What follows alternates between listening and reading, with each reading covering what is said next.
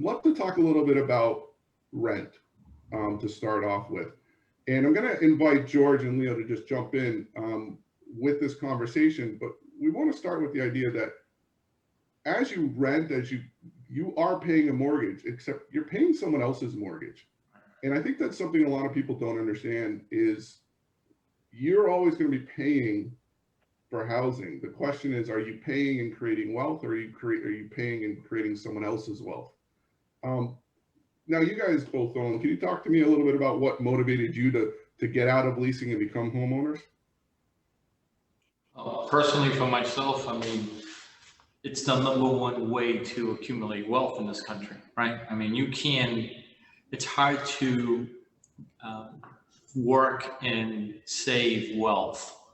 You can save savings, but wealth is a different story, right? Wealth is through investing, and the #1 venue is real estate.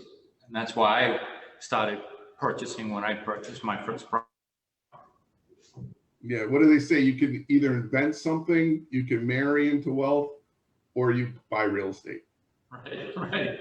3 ways to generate wealth.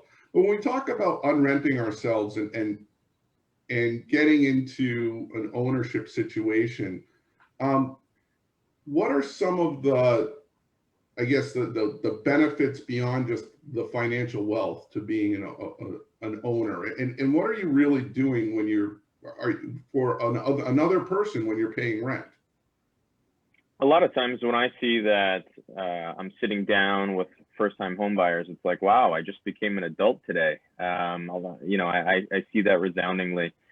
The exciting thing of becoming a homeowner also is just the sense that you obviously take on a responsibility, and a responsibility in motivating yourself, and really, like you said, not just financially, but it motivates you to grow more career-wise as an individual, and it's a sense of accomplishment.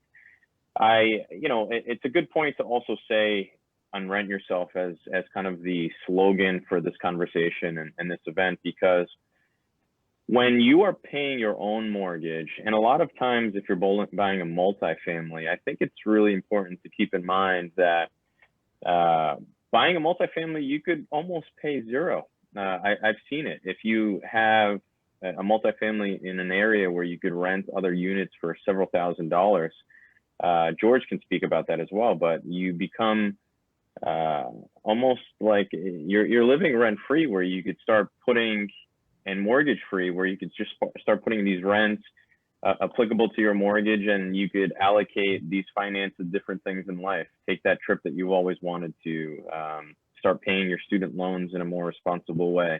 It's just things that you create opportunities for yourself, and have this flexibility as an adult and as an individual for your career, that you could make decisions that you've always wanted to. Right. And I also think, Jason, it goes to the point of a lifestyle, right? Do you want to have to ask your landlord for permission to paint the kitchen? Or do you want to have your own backyard, where your kids can play? So there's also that aspect of it, not just the investment wealth building. It's finally getting what you want to, obtain in your housing situation.